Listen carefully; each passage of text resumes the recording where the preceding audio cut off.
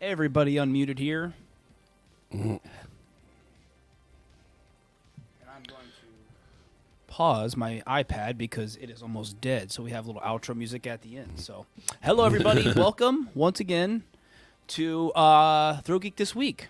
We're back. Just Barry and I this week holding down the fort as we kind of go over the latest and greatest in theme park news. And some pop culture mixed in there, as usual. We have a lot of theme park stuff to talk about, a lot of Disney stuff tonight that we're going to kind of get into, and some Universal stuff. And, just kind of go from there.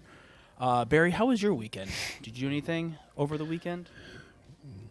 Went to Animal Kingdom on Sunday. Oh, yeah, that's right. You went with Jay and a bunch of other people. That was... Yeah, I had a great time. Mostly involved drinking, but had a great time. That's what you do when you go to Animal Kingdom. Yeah, you go to Nomad. And we'll talk about later. Last night, I was at Islands of Adventure for the closing of Poseidon's Fury, which we will get to in a little bit. Yeah, we'll chat about that a little bit later. As far as me, took the kids to go see Bluey's Big Play on Saturday, which everybody saw me lose my mind over, which was a fun time with the kids and Cheryl. Absolutely loved it. It was a really cute show. The puppets are really cool, and the kind of lengths that the puppeteers go to maneuver, because their arms, like Bluey and Bingo, and their arms are just kind of flopping around. Like they don't have like any like way to like a pole to move their arms, so they're like holding their arms in a certain spot, and then they'd move their feet in a certain spot. Like they're like very involved with the puppeteering of all of the dogs. Yeah, it's just like when we were out in LA and saw the Winnie the Pooh musical. It's the same type of puppetry where you see the performer is right there on stage, doing the puppets and speaking, but you're looking at the character. So yeah, and I was actually I thought that the puppeteers were going to voice the characters. No, they actually have a recorded skit of the actual voice actors that voice the characters in the show. So that was kind of cool. I thought they were just going to be voiced by the puppeteers. No, it's a pre-recorded it's a pre-recorded script. So I thought that was kind of cool. It gave it some authenticity, I guess, so to speak. It probably cost them less to do that. Probably, yeah. But yeah, it was really cute. It was like the theme of the show kind of had its own theme, and it was basically like its own episode of Bluey, but take all your favorite moments from Bluey, like just all the highlights that have become really popular. Like I can't think of any off the top of my head because I'm trying to get through this kind of quick. But it had its own story and message. But they mixed in everybody's favorite moments from the TV show. So it was really cute. We had a blast with that, and that was it, really. Didn't do anything on Sunday. Sunday was kind of our relaxing day, as usual with our... We usually have one day on the weekend where we do something with the kids, get them out of the house, and the other day is stay at home and clean house and do stuff around the house. So we're going to have a little bit more fun. We have a lot of stuff planned for this weekend's going to be a lot of fun. So, all right. Let me bring up my comment section here so I can see. Hello, everybody that's tuning into the stream. How's everybody doing? We're going to go ahead and dive into, if I can find my screen share button. Where is it? Here we go. We're going to start off with kind of a few theme park ticket deals going on. I'm going to blow through these really quick. not spend too much time on them. But this is actually a really good deal from Universal. If you're planning on buying tickets for Universal at any point, and if you're planning on going for 3, 4, 5 days, they announced this: get 3 days free with a 2-part 2-day ticket. So basically, you buy 2 tickets and you're getting 3 days free, which is a really good deal. And it includes it's park hopping. We have all the details up on the website if you guys want to check that out. But I just kind of wanted to share this really quick. It's a pretty good deal if you're spending a week down here and you're going to be going to Universal. This is definitely, it's not a Florida resident deal. I think anybody can get this deal. Obviously, price depends on your date of visit. And then you can upgrade your ticket to include Volcano Bay for a fee. But yeah, that's a pretty good deal for buy 2 days, get 3 days free. Yeah, it is. So if you're looking at going to Universal anytime soon, you're coming down for summer vacations coming up. So this would definitely be a good deal to at least take a look into. We got a teaser for Hollow Scream. It looks like they're doing a kind of a circus theme this year, at least Tampa Bay's. With this teaser trailer video that they posted of them like putting up they're pounding in like a metal spike into the ground, like they're going to be putting up a tent, and there was like circusy type clown music playing. But they didn't announce a house or scare zones or anything anything quote unquote really exciting, but they did announce it early. Usually we get some early ticket deals from Hollow Scream, and this one is for $36.99. Yeah. Guests can purchase a minimum of 2 tickets, each priced at $36.99 each. That can be used on any Hollow Scream event night with no blackout dates. So that's a pretty good deal. And this is for Tampa, but I believe this also does apply to Orlando. Yeah. Yeah, it does. It applies to Orlando's Hollow Scream as well. And then Busch Gardens Hollow Scream returns select night September 8th through October 31st. And like I said, we don't really have any details yet. We're slowly getting into spooky announcement season here with Halloween Horror Nights and Hollow Scream. So surely as the weeks go on here, we're going to be getting more and more information from them. Albeit, I mean, Halloween Horror Nights seems to just want to mess with everybody. Yeah, did you see that new cryptic video texting? Yeah, video? Here's my answer to that. I don't care. I just don't care. Yeah, just give us. Just when we get an announcement, great. But all this other stuff, I don't care. I don't know who runs the Halloween Horror Nights account the last few years, but I don't really care. They know a lot of people eat that stuff up. Yeah. There's a lot of people out there that eat, breathe, drink, sleep this stuff, and this is just them toying with them. Yeah, they know what they're doing, but for a lot of us, like longtime people, I don't care. We just want to get to the point. Yeah, I'll be excited, the Friday before Labor Day. Yeah. That but now it's I've reached the point now. It's just like just get to the opening night. It's great when we have the announcements and then we can speculate and stuff. But this the toying stuff at the beginning, the cryptic stuff, I just don't care. Yeah. So all right, moving on. We're gonna go back to Universal, and like Barry said at the beginning of the stream, he was at the final evening. Unfortunately didn't make it into the final show because they were smart and they did a wristband distribution in the morning for the final show for Poseidon's Fury. But you did get into the second to last show, right? Yeah, I just happened to I was literally, I think, because I was, got there, I guess around 7:30-ish. Yeah. And, was walking around trying to take some pictures, and they were still letting people up. I wasn't even expecting to actually get in. I figured they had cut the line already. Well, you posted this picture at the port of entry at 7:15 to be exact. Oh, well, sorry.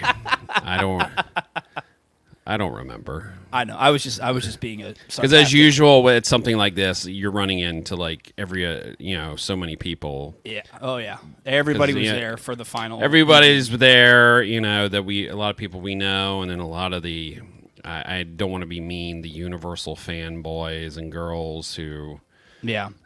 I'm not going to say anything, but no, I mean, I was in the second to last group. And I was sort of happy I got to go. I was already, I didn't even know if I was going to go out there last night, and then at the last minute, I was just sort of like, might as well. I was kind of debating with myself whether I wanted to go to one more show, but I was there on Friday, and I got one more show in, and then that was good enough for me. I was like, I mean, I'm glad I did go, because I mean, there was an energy to the show that I've never seen before, because everybody was just so happy to be there, and they were cheering. As always with a closing attraction. They were cheering every single thing, every single thing that the a lot of the scripted stuff that Taylor does in the show. They were cheering. I filmed a lot. There was a lot of stuff I didn't post, obviously. Yeah, you have to wait for that on TikTok and YouTube Shorts. It'll come eventually. But no, it was cool. And like I said, it was cool to walk through the vortex one last time. It's one of the coolest effects. Here we are, almost 24 years later. Yeah. It was jaw-dropping back in the day, the first time we ever saw it, but it's still amazing to walk through something like that. It's just, It's still really cool. Up until it closing, the water vortex tunnel was still a really cool moment. No, and after coming back from the refurb, the show, has looked the best it has looked in years. Yeah. I won't. As someone who's seen, who experienced the original show, I've always liked the original show better. I've never liked the Darkanon Poseidon show. It's just give me that trident. Give me that trident. It's so cheesy. I love it. Repeat that 10 times. Yeah. And then I mean, it was cool to go through, like I said, go through the show, go through the temple one last time. Yeah. And like I said, the biggest thing is the energy of the crowd and everything involved, and it just that's always one of the coolest things going to these final night closing evening of an attraction is the vibe is completely different. It's something that you haven't seen in a while. People become so numb to these attractions over the years and over literally the decades with Poseidon's Fury. It's really nice to go back on the attraction and see everybody reinvigorated one last time as it gets its proper, send off with the attraction. No, it's a one of a kind attraction. I don't know if we'll ever see anything like that again. Obviously, nothing. I don't know. I should say I don't know if we'll ever see an original attraction like that again. I would not be surprised if we see something involving an IP with something, that type of show or something. Like I've said before, we've all said before, the facade is absolutely amazing. It's one of the best, attraction facades I've ever seen in a park. Especially I feel like probably in the Orlando parks, it's probably the best facade. Is it the best one in the world? I would not say that, because there's this thing called Mysterious Island at Tokyo Disney. That's, at Tokyo, yeah. They built a volcano to disguise two rides. But it's impressive. As far as the future, everyone knows the rumor is Zelda. I mean, we're not even going to pretend that the rumor is not Zelda. Yeah.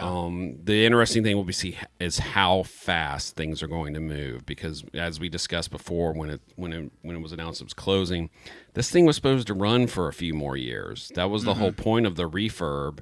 Was, hey, that'll give it enough, a few more years after Epic, we'll make our move and stuff. But I think something has changed, and this closure came out of left field. I don't think anybody saw the announcement for Poseidon closing. I don't think anybody was expecting it. Yeah, I think we're going to see movement a lot faster because, number one, why would you close this before summertime? Yeah, during the busiest time of year, and also, just like the issue IOA has, it's one of the few indoor attractions, so it doesn't have to close when it's storming outside. So, now now you're leaving, you got pretty much all of Lost Continent is there's nothing. There's nothing Yeah. there. There's the Mystic Fountain and a restaurant.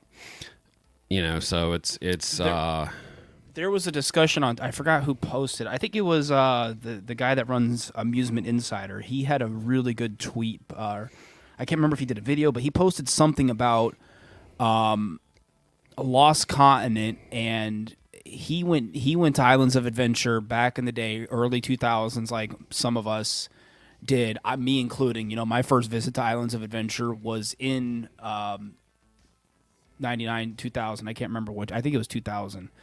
I don't think I went opening year in 99, but regardless, super early, brand new Islands of Adventure.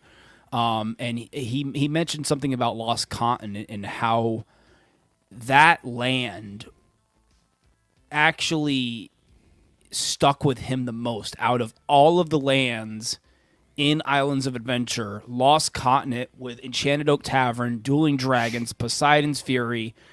It was the land that stuck out the most, and I completely 100% agreed with him in that respect.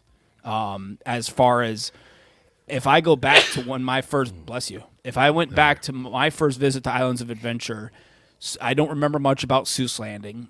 I don't remember much about Jurassic Park. Toon Lagoon, I don't remember. Toon Lagoon actually had a pretty big impact on me because of how vividly and how bright and how wild everything was. And then Marvel Superhero Island, Hulk blew me away. But that was about it. Spider-Man, yes, thank you. Spider-Man and Hulk were amazing. But as far as just an overall land, Lost Continent completely stuck with me. The vibe, the Enchanted Oak Tavern, you got Dueling Dragons. So it's sad to slowly see this land slowly kind of disappearing into the past. I mean, it was a gigantic land. Yeah. You eventually. Hey, Geeks, Rennie, thanks for joining. You eventually had. Do you think they could open the same? Blah. Do you think they could open this in the same time frame as Epic? You mean Poseidon's replacement? I mean, anything's I think possible. the issue with whatever's going in there, whether it's Zelda or not, which I mean, whatever, but are they going to reuse the show building?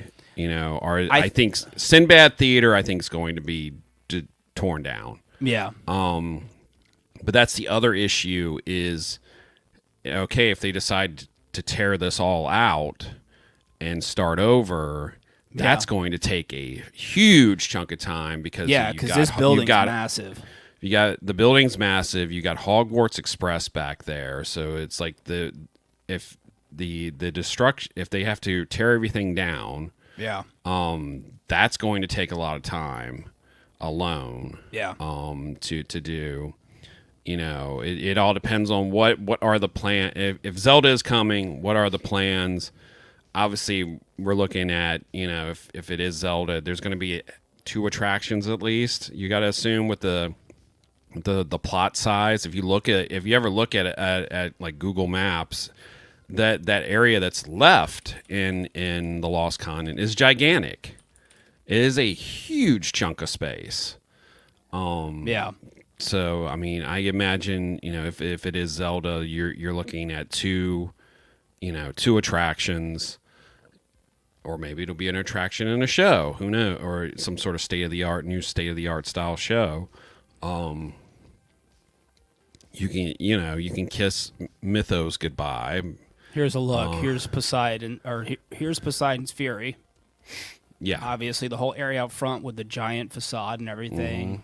And here is the Sinbad Theater. That's right yeah. here. I mean, look at the amount of space and a lot amount of unused space, especially around Sinbad. Yeah. I could definitely see where Sinbad could definitely hold a major level attraction, and same thing with Poseidon.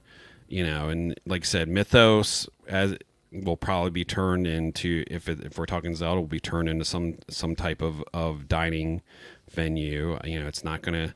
That's the thing. It's whatever's coming here is going to completely. That's the end of Lost Continent. Yeah. You know, it's done. Yeah. It's over Yeah. with. And Stick a fork in it. Lost Continent's done. No, and right now it is done. There's Mythos and there's the Mystic Fountain and there's, like I said, some shops Yeah. and a couple of food stands. That's it.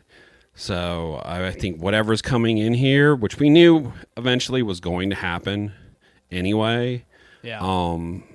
I think the timetable has been moved up dramatically. Yeah.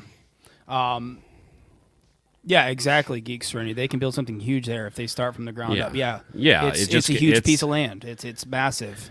It's just if they're going to start from the ground up, it's going to take a while to take all that stuff, tear down all that stuff down. Yeah, it's a lot of ifs, you know. If Poseidon's comes down, if Poseidon completely comes down, if Sinbad comes completely down, or, you know, there's a lot of ifs. And, you know, obviously...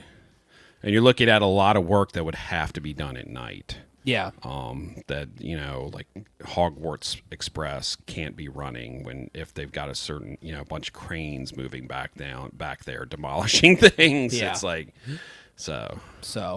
But yeah, Poseidon's Fury, rest in peace. We'll miss you. You were a unique attraction, fantastic, and you know, I'm sad to see parts of it go. Like I said on one of our previous live streams, you know, I'm sad to see certain parts of it go. But am I going to miss the show completely? No, I'm excited to see what Universal does with it. No, and as exciting as Epic Universe is around the corner, there between studios and islands, there's going to be a lot of stuff done in the next 5 to 7 years at those two parks. Because it's like, yes, Universal is doing great right now, but they've got a lot of They've got a lot of, you know, flaws in both those parks that need to be taken care of. And you know, it's going to be awesome once Epic opens, but I think both parks, you're going to see a lot of construction walls. A lot of TLC, a lot of updates, and a lot of new things. So, yeah. All right. Let's keep on trucking on here. Now we're going to go head on into some Disney news here. First things first, Guardians of the Galaxy Volume 3 is now out in theaters, and Disney announced some new additions to both Disneyland and Disney World. Obviously, as usual, Disneyland gets the cool things. Yes, because God forbid we get the Guardians of the Galaxy dance-off show. Like, they couldn't do that, or like right out in front of the freaking attraction. Yeah. I am honestly shocked we haven't gotten some kind of Guardians show outside of Cosmic Rewind. Something. And you know our answer to that every single time. It requires them to spend money. Yeah. And they don't want to do that. But over at Disneyland, Mantis made her debut at the Guardians of the Galaxy Awesome Dance-Off show. As you can see here, she made her debut. She looks really cool. Yeah. For some reason, I have a video here, but it's not loading for some weird reason. It doesn't like you. It doesn't like me at all. They also announced some food and drink options over at Avengers Campus. You can enjoy the Milky Fizz, a dessert-paired flavored soda. That sounds like something straight from Japan. It looks like something from Japan, yeah. But that's available at the PIM Test Kitchen. And then there is a featuring Impossible meat along with the Orlonis on a stick. I'm guessing that's what they eat in the movie. They're kind of basing it off of that like animal on a stick or whatever it is. Mm-hmm. And Experiment 1517 Catamom and Caramel Churro Cold Brew. And then next door at the PIM Tasting Lab, you can get the Zarg Bits, a tasty snack inspired by the Zarg nuts, which Drax is always munching on. So there's a look at those. Yeah. Those treats you can get. And then over here at Disney World, at Epcot, we get a cookie and a different version of the waffle. And a cut-up version of the waffle. Which is the Perfect Sovereign Waffle Bites. That's those. Yeah. And it says they're topped with a red berry dipping sauce. And then you can also grab the Guardians of the Galaxy cookie right next to the Cosmic Rewind attraction at the Mission Space Popcorn Cart. And then Paris got some stuff. They got a couple of drinks, and they got a little Baby Groot cookie, some desserts, ice cream. This one's really cute with the cassette. I think it was an ice cream bar. Yeah. Yeah. It was a Magnum ice cream bar. So that's some of the new stuff Disney came out with celebrating Guardians of the Galaxy Volume 3 at the Disney parks. So, all right, moving on. We got a lot of new announcements from Disney this week, all kind of in one announcement article on their blog. We're going to start off with this. Disney announced finally, believe it or not, the dining plan is still not back at Disney World, but Disney announced it will be coming back, and it will be available to those staying at a Disney Resort hotel who purchase a vacation package with Disney, starting with stays beginning January 9th, 2024. The bookings will open up on May 31st for this. And then they announced the different details. The quick service dining plan will be returning, and then the regular Disney dining plan will be returning as well. We got all the details up on our website if you guys want to look into that. But any thoughts on the dining plan, Barry? I mean, I don't like the dining plan because the dining plan destroyed the restaurants at Disney. Yeah. It made them worse, and the dining plan's not even the deal that it used to be anyway. And it's a lot of people who've used it have said, they ended up, spending a bunch of their snack credits on, Goofy Candy Company on their last day, so it's people buying. Unless you're going to eat a ton of food, it's just not that great of a deal. And are you talking with like all the snack credits and everything that they get? With all the snack credits, you end up a lot of people end up wasting them on Goofy Candy Company stuff. And I understand why some people like it, but it's just also, with what you're paying for a ticket now, it's like every time you sit down and dine like that, you're taking away from time that can be used to ride attractions. To ride a ride or something. I understand why some people like it, but, as us locals, ever since the introduction, especially when they started the free dining and stuff like that, it just, Disney restaurants used to have, much like Universal, these really big sit-downs used to have these really nice big menus, and then ever since the dining plan was introduced, the food quality went down, and it just has never been the same. So I guess some people are excited, but I don't care, and I'm sure the prices, the deal, it's really not that much of a deal, especially if unless you're someone who needs to eat 3 full meals a day. Yeah, I don't. It's not a. I can't. And then it says here, complete details and participating locations will be shared beginning May 31st. So at the end of this month, Disney will share more details. I'm gonna be interested to see how many of the third-party locations even participate in this. So. Oh yeah, that's right. Yeah. So all right, moving on. Disney World announces Good to Go days. This was another part of their big announcement. All this stuff, I think pretty much all this stuff they announced is next year, 2024, when these changes or things are coming back. But they announced these Good to Go days, which are basically, in a nutshell, it sounds like they're just going to replace the extra theme park reservations that they've known to drop. Reservations. Yeah, bonus reservations. But you're not going to need a reservation. They're just going to be bonus days. And then obviously this will be in addition to the after 2 p.m. Pass holder thing where you can park hop, except Saturday and Sundays at Magic Kingdoms. Then Disney said Good to Go days may vary by park, and past blackout dates and capacity limitations continue to apply as they do today. Hopefully by the end of 2024, the reservations will be completely gone.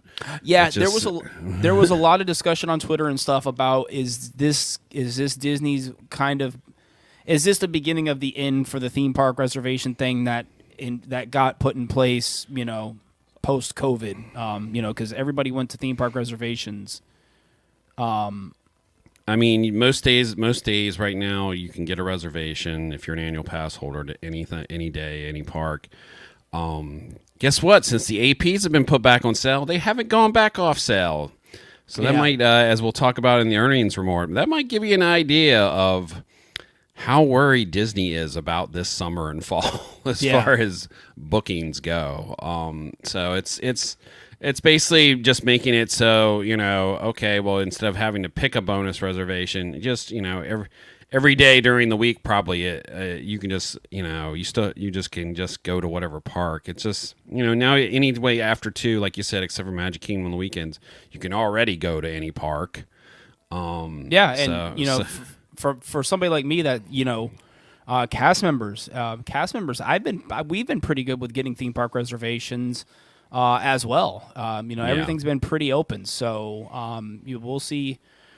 I know. I think it was Tuesday night. There were virtual queues available for Guardians, like up until like 8:00 that night. Yeah, the that 1 gives you p.m. one, idea how goes, slow it is right now. Yeah, the 1 p.m. I've even heard the Tron 1:00 virtual queue goes at least for a couple hours.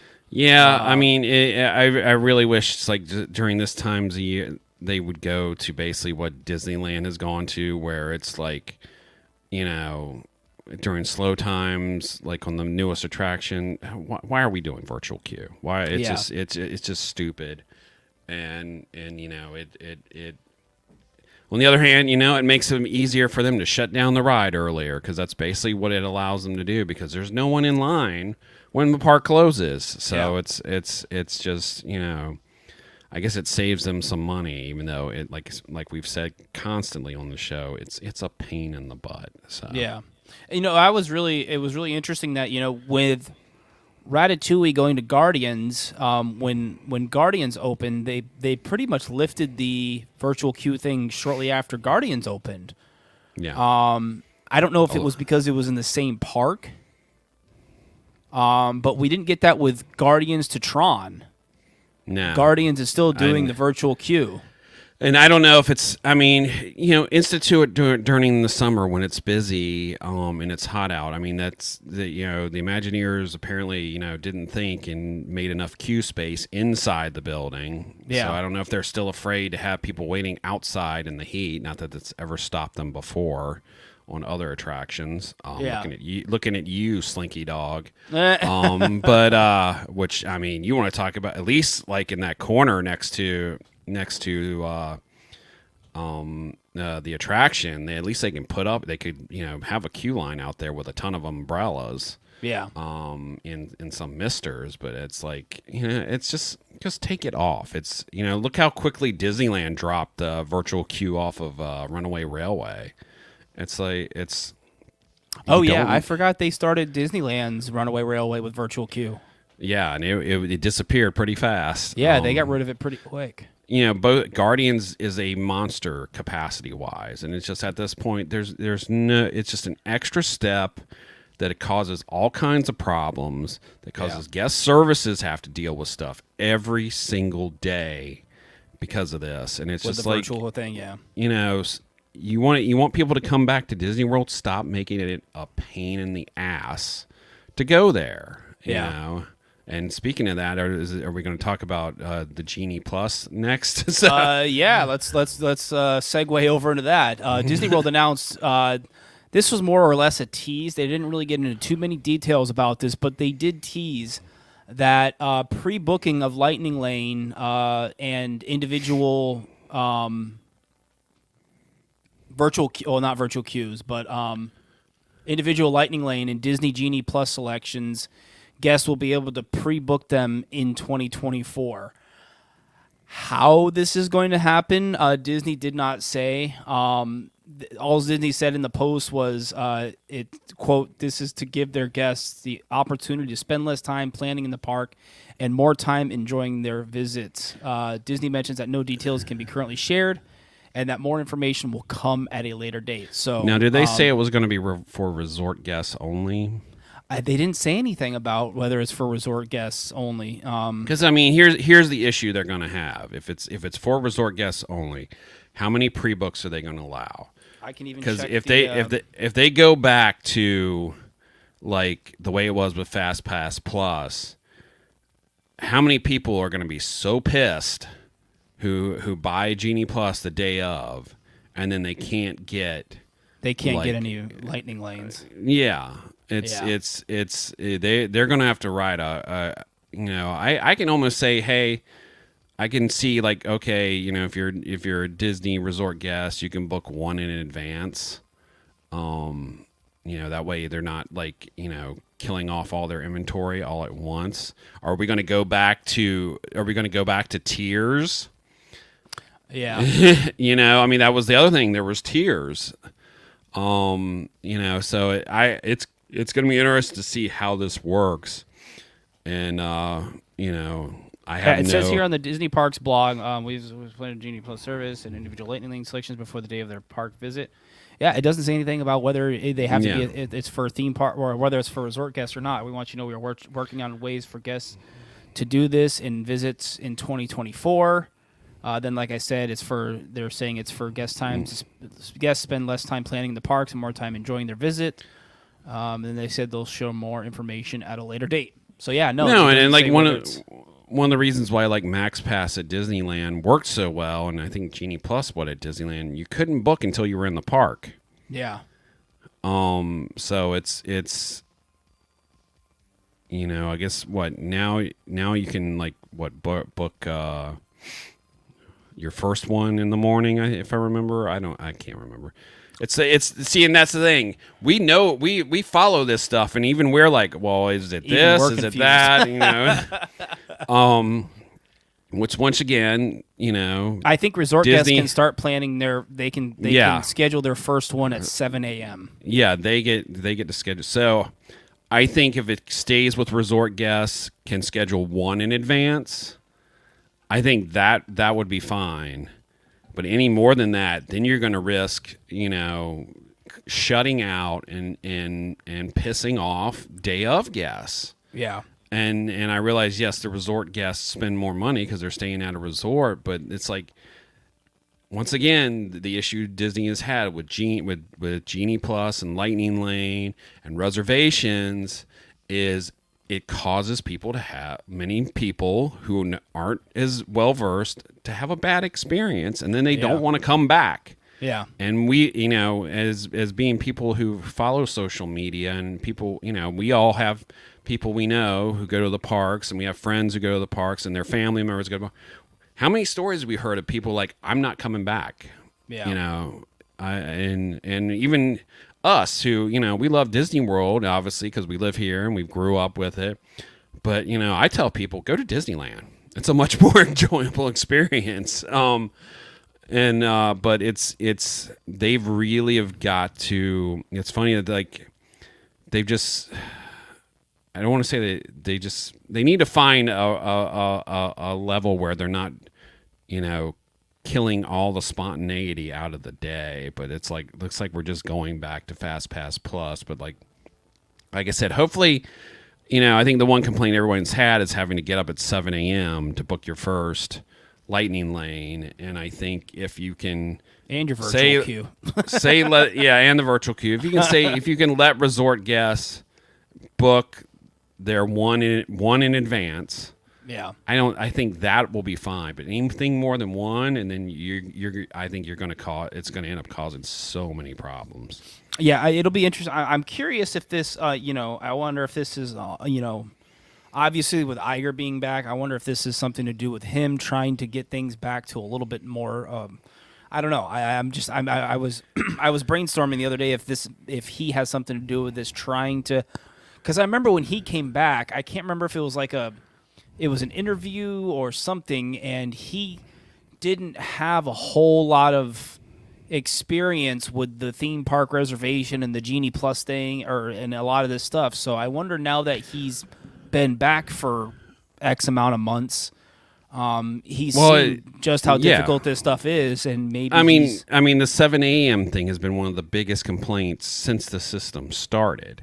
Yeah. It's caused a whole thing too where guests are getting to the parks first thing in the morning, which some of that has to do with the 30-minute head start deluxe resorts get.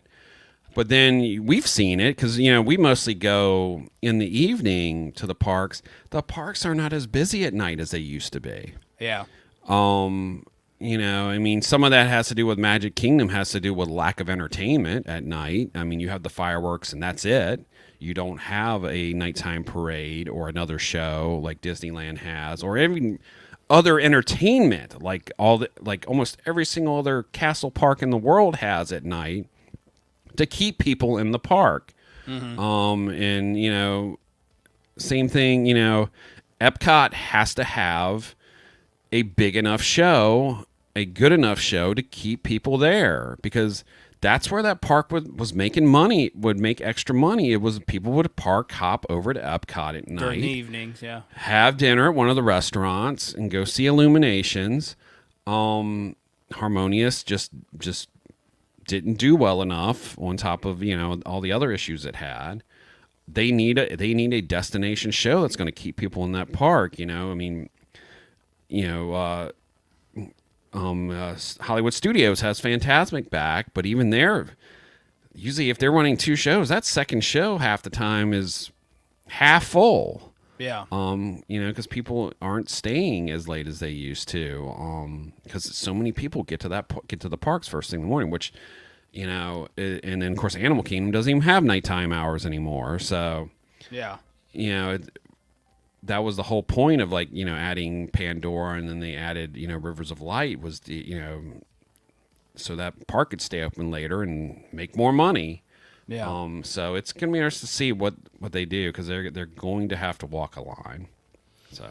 And then wrapping up these announcements from Disney, they also announced that they are removing reservation. Again, this is another reservation thing. So 2024 seems to be the year that they're slowly going to be. Now, whether they completely phase out theme park reservations by the end of 2024, we shall see. But it seems like Disney is going to be taking steps to lessen theme park reservations in 2024.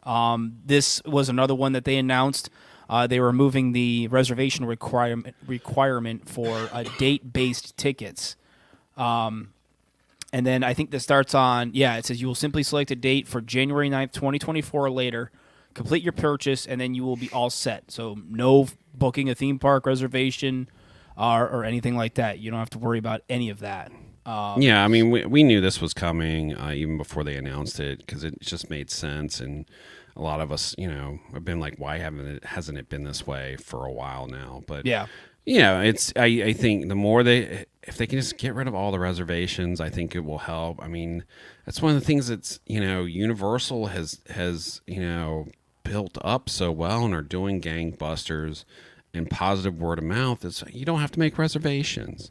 Yeah. You don't have to plan so much of your day out to go to Universal. You just go. Mm-hmm. If you have the money, if you're wealthy enough, you can buy express passes or stay in one of the deluxe resorts and get express pass. But the express pass there doesn't screw around with the standby line as much as Lightning Lane does. And so it's I think like I said, I think at some point, you know, since they have these date-based tickets now, it's almost like, you know, there are no need for reservations anymore. It's because with the date-based ticketing system, they can monitor crowds and that sort of thing that way. You know, they don't have to, you know, the theme park reservation thing is kind of redundant at that point.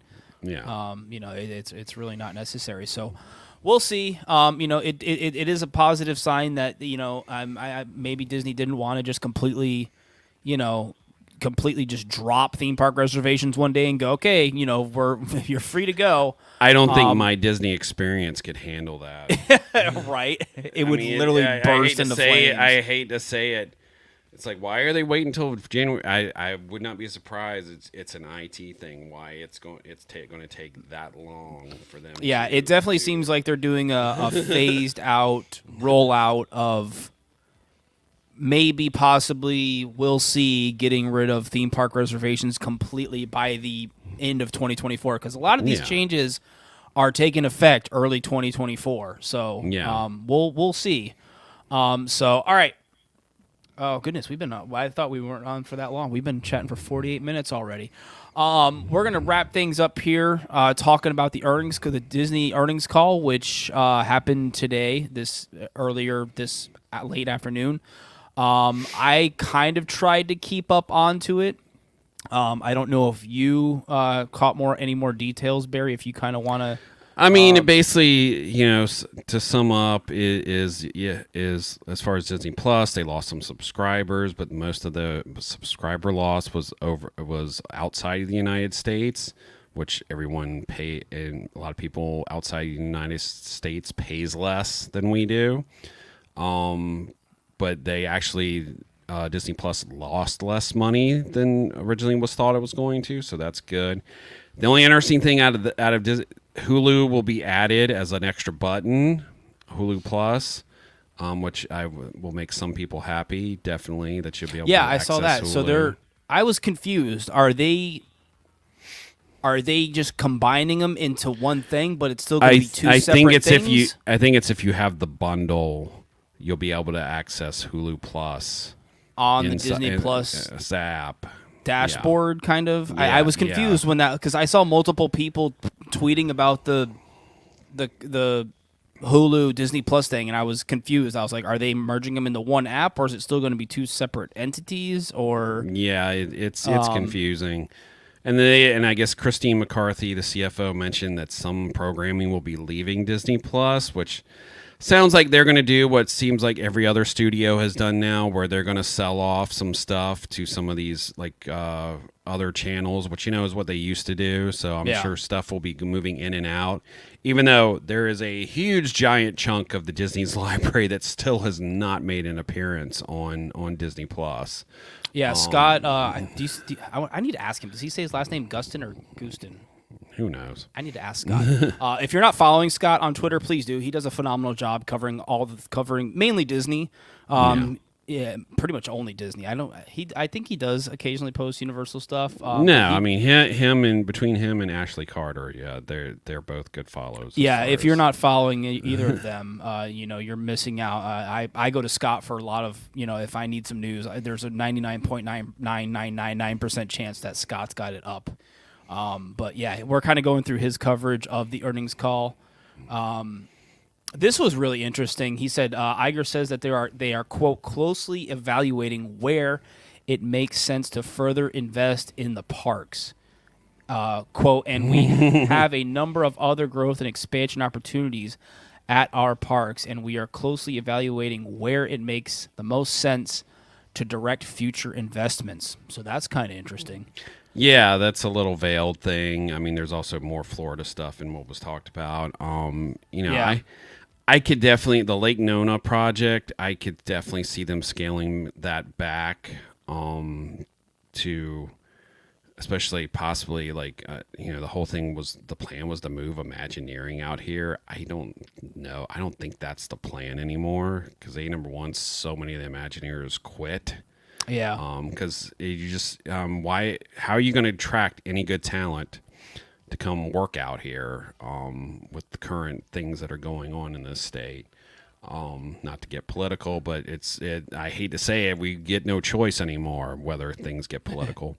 Yeah. And there was definitely some talk about Florida and people who've always complained Disney's been quiet about things. Iger made some statements towards the end about what's going on in Florida. And yeah, I think he closed out with, he said, I'm going to finish by asking one question. Does the state, Florida, want us to invest more, employ more people, and pay more taxes or not?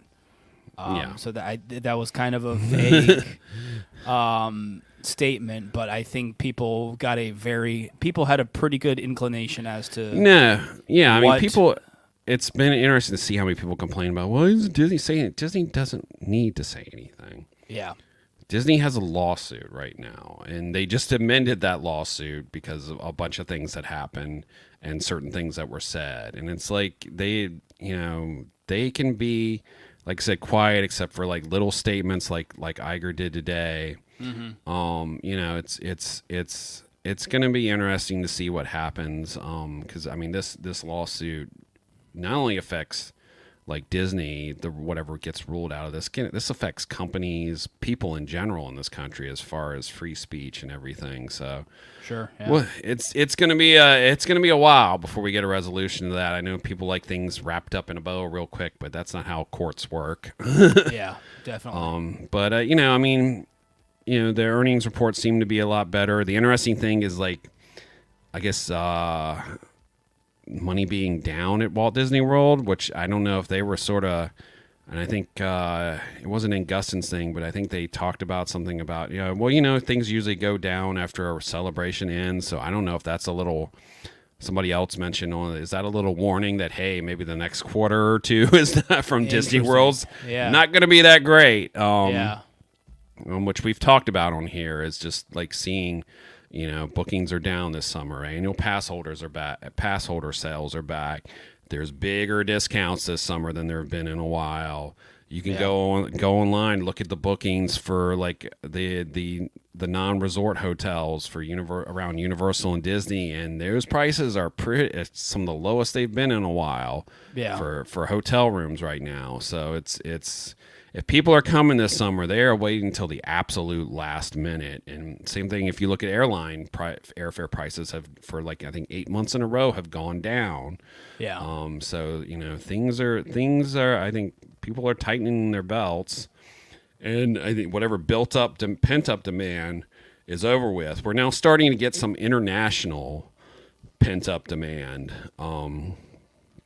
Coming back here, we're starting to see a lot more international travelers come in, which will hopefully help pick up for the less people traveling nationally. And the other thing that boosted the parks is just having all the international parks up and running again. Mm-hmm. So it's it'll be interesting to see, like I said, with investment and nothing has been announced, nothing has been started post once they wrap up here with Epcot, and you've got Epic Universe down the road. Yeah. And if anybody thinks that's going to flop, they're an idiot. Just based on the tiny little Super Nintendo World has done to Universal Studios Hollywood's attendance. Yeah. That's just one little part of that park. Yeah.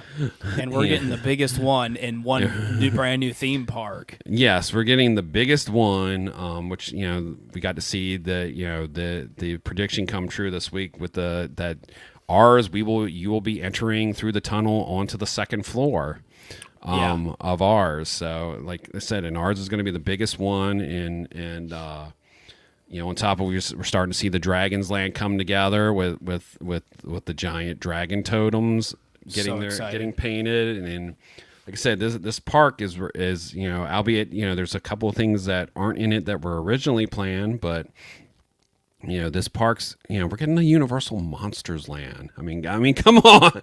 I mean, I know that allegedly.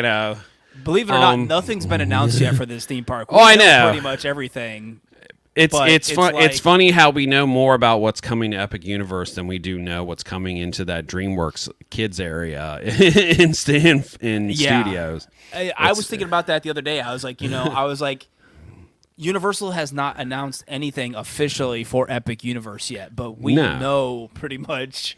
No, I mean besides obviously the ride details and the names, and specific things, but just the basic information, just from what we see online stuff, we pretty much know everything what's going to be. I mean, this is one of probably the most well documented theme park build ever. Well, freaking just because of technology wise, it has changed since Mark Woodbury when Universal Studios Hollywood opened Super Nintendo World, he was like.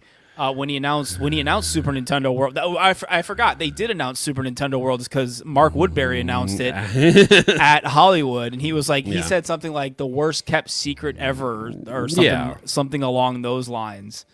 Oh no, and hey Emily, and like we've talked before, it's like it is a matter of time before Epic Universe opens that they're going to open up a Super Nintendo World store in City Walk. Yeah. Because all you got to do is look how much business that the one in City Walk in Hollywood did, like the months before Super Nintendo World opens. So don't tell me like 6 months to a year before Epic opens, we're not getting a Nintendo store here, because it's like they're not going to pass on that money. I mean, that I've never, not since Harry Potter have I seen the amount of people, just bags full of merchandise walking out of that land. Or I mean, and on top, I mean, that one's so small that they have to have a bunch of shops outside of the land with merchandise, because theirs is so tiny that they only have like the one little store. But yeah, I mean, you thought Harry Potter printed money? No, it's gonna pale in comparison to Super Nintendo World, and I think that's between that, the Mario movie. I think that's why Poseidon's Fury closed this week. If the rumors of Zelda are true, I think they know that Nintendo is going to do big business, and we're not even, and we haven't even talked about, at some point they will do Pokemon. I know Nintendo doesn't fully own that, but they will do Pokemon. Yeah, that'll be very curious. I'll be very curious to see when and if we get Pokemon, because as we all know, there's Nintendo doesn't own Pokemon.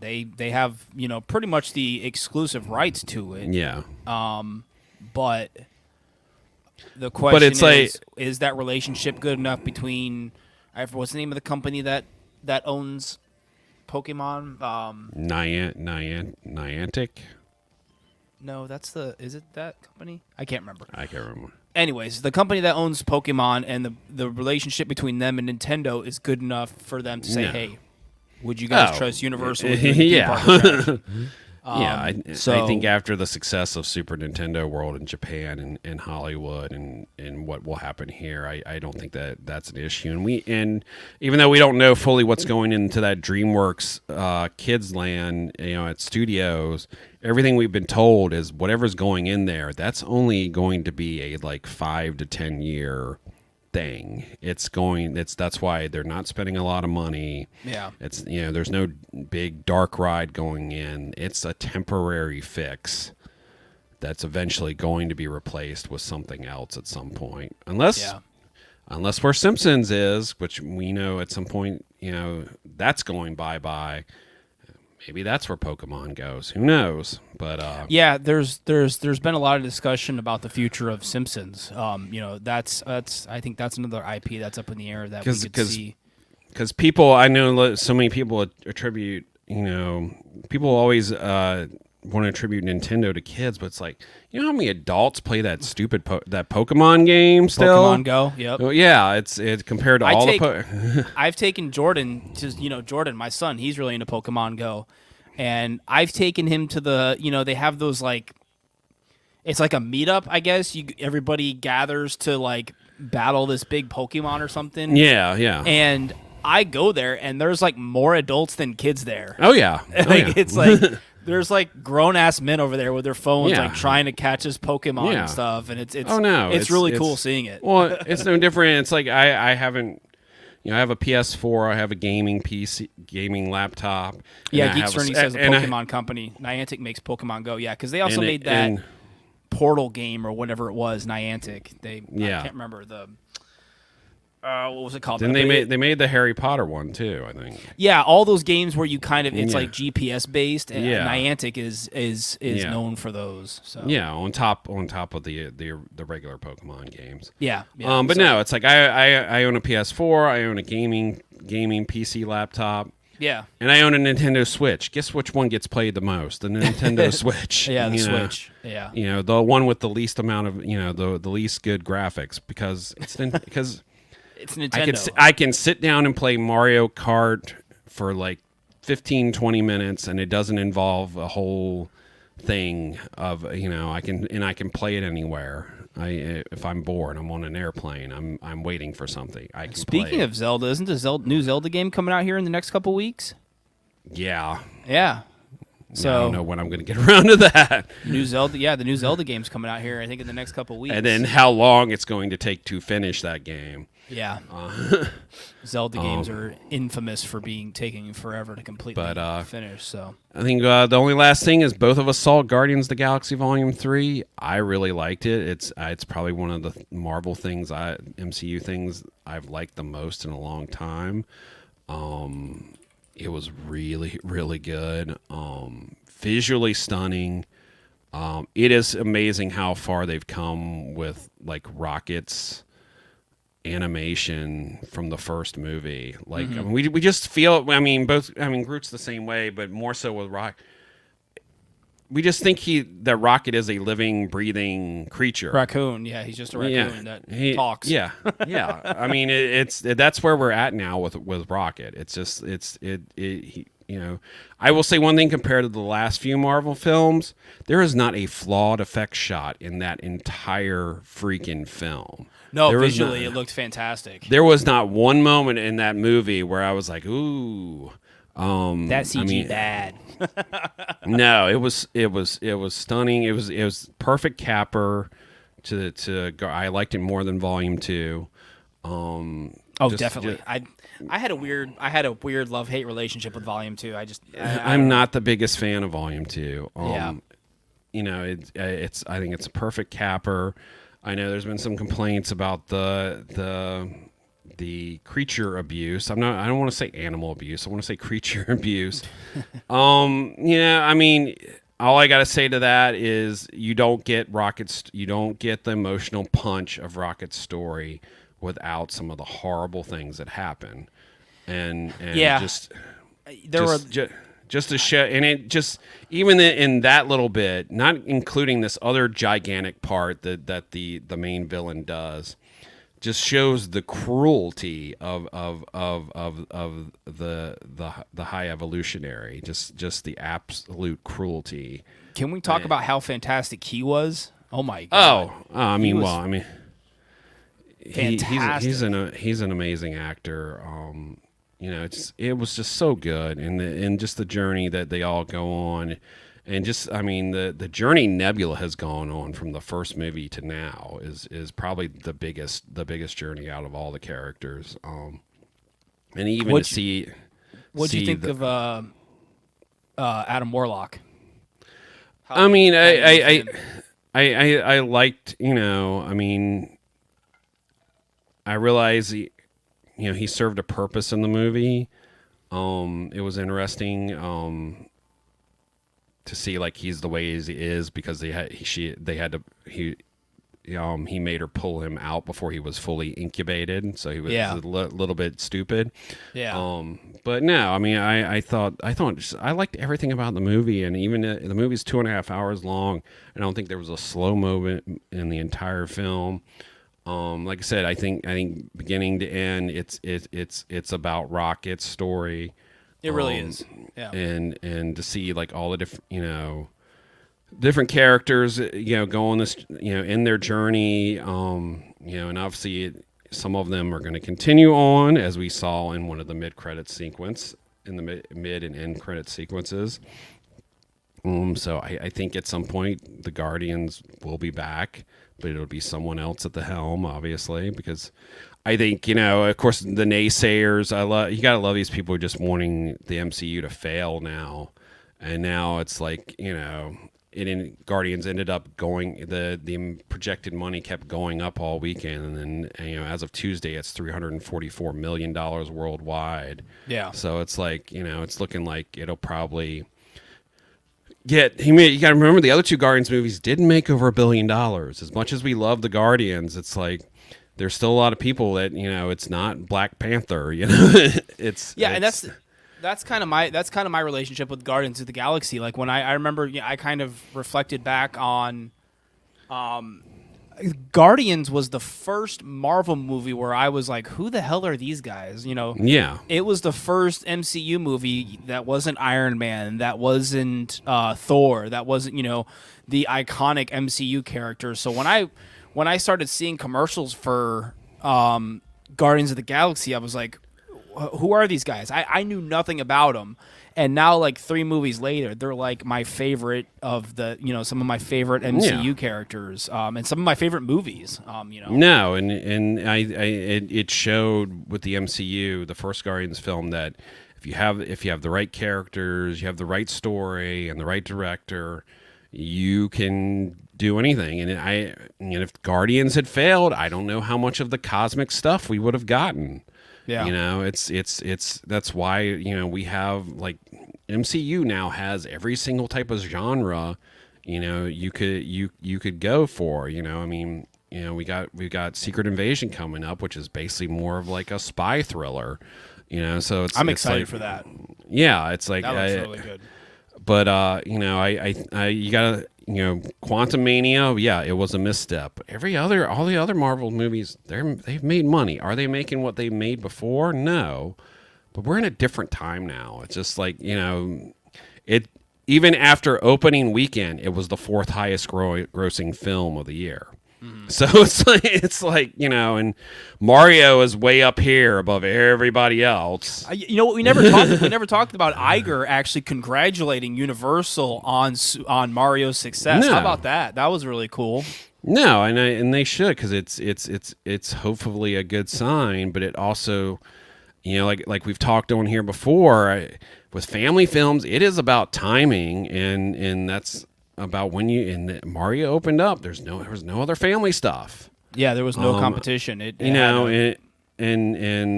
like we said, we're not the only ones who've said it, but other people have worried. With Pixar's Elemental, it's like opening it up in the middle of summer, surrounded by all these blockbusters. It's like, hopefully it'll do well, and especially. Yeah. You have the Little Mermaid that will come out two weeks before it, and it's just like Disney is just fighting themselves. Yeah. And it's just, I think family movies, Disney needs to start looking at possibly releasing their animated films at different times, not just like summer and Thanksgiving, to give some breathing room there. And I know it's not necessarily a family movie. Indiana Jones comes out at the end of June.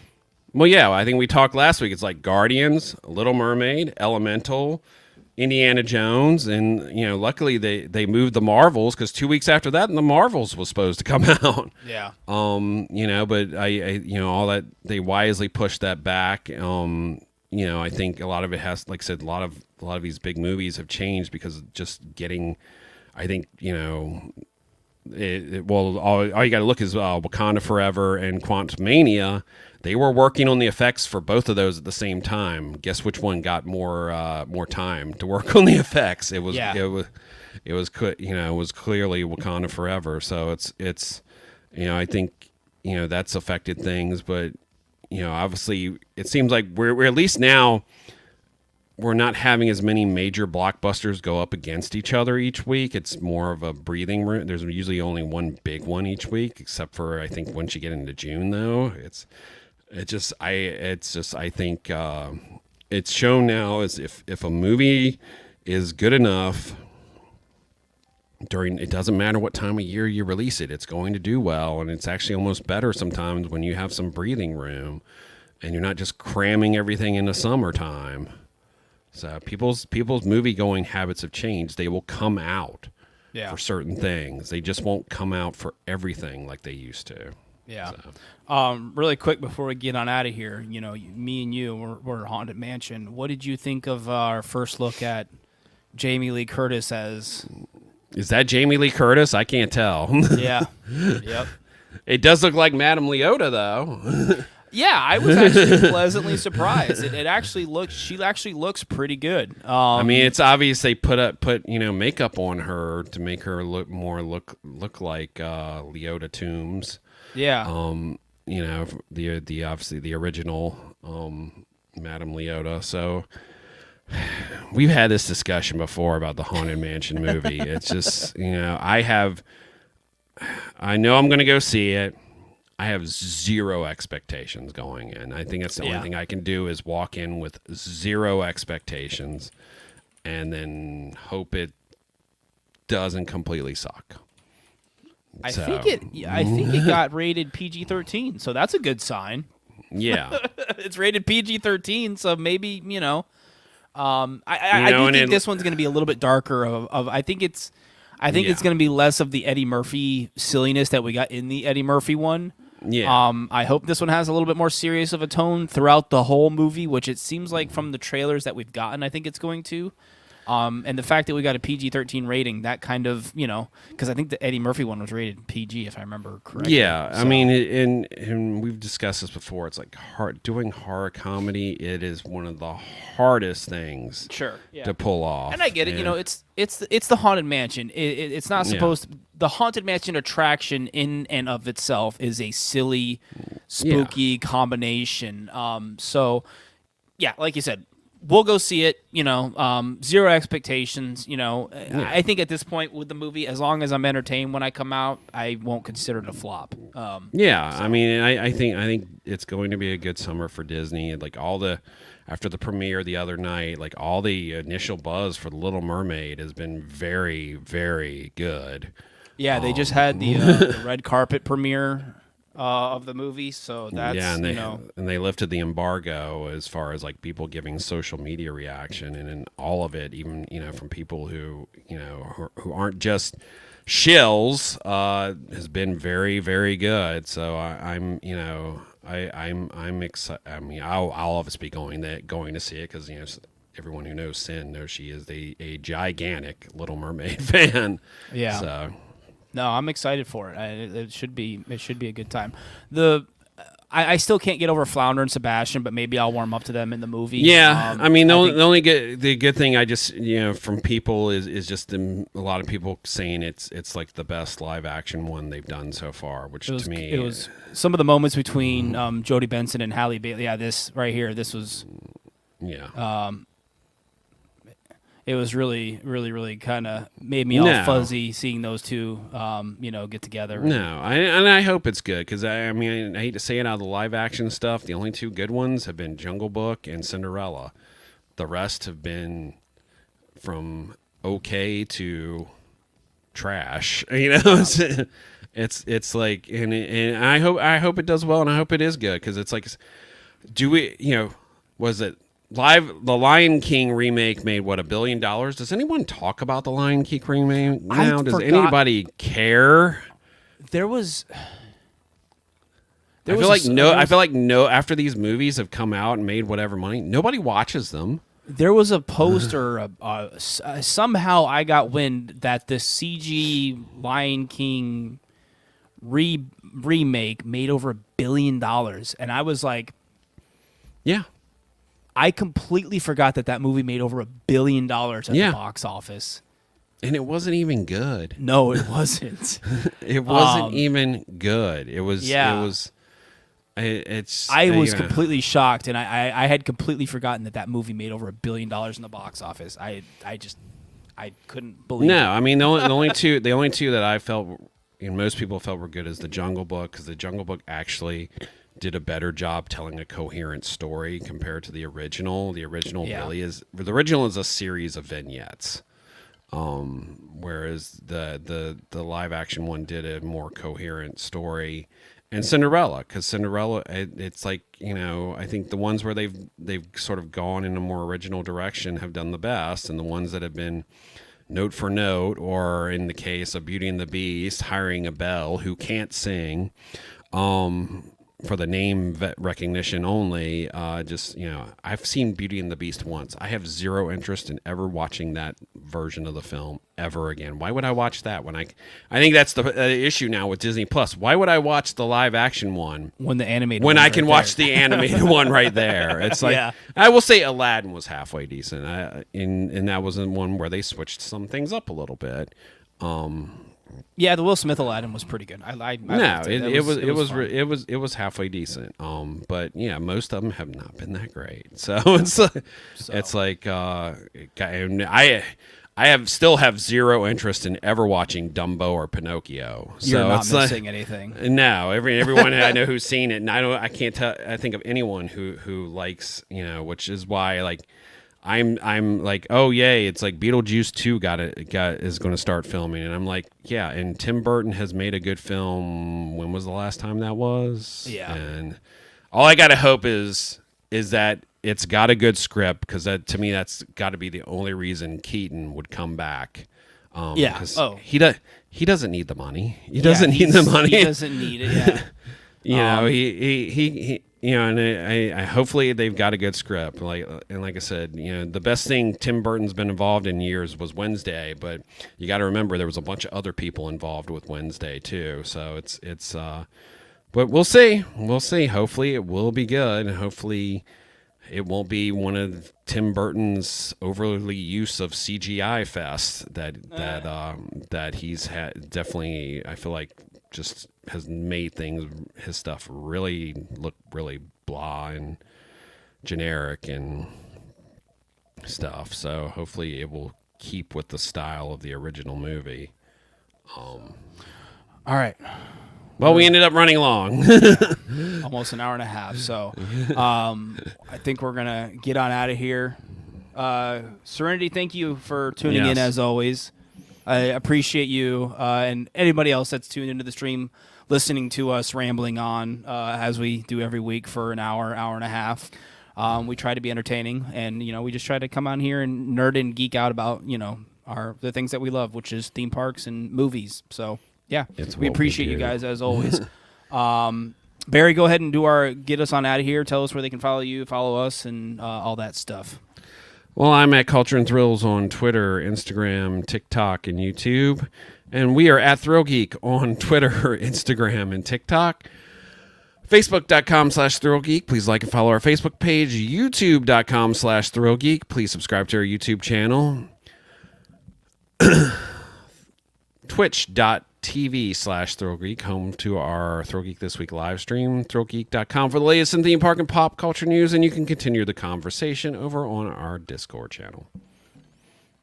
Yes, you can. So yeah, as I said already, thank you everybody for tuning in as usual, and we will be back next week talking. I'll be at Pipeline, the surf coaster, tomorrow for media preview for that, so I'll probably be talking about that next week. So if you want to find out about my experience on that, be sure to tune in next week, and whatever else. As soon as you said that, I immediately thought of that South Park song,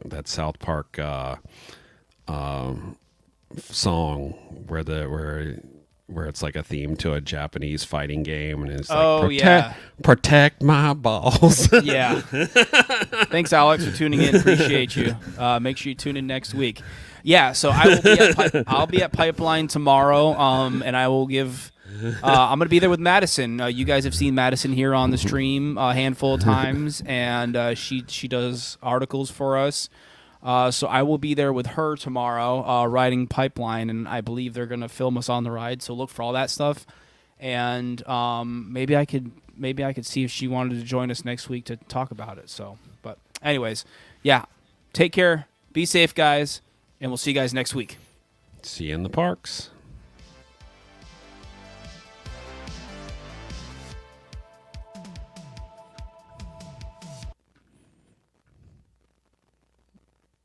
And there went the audio.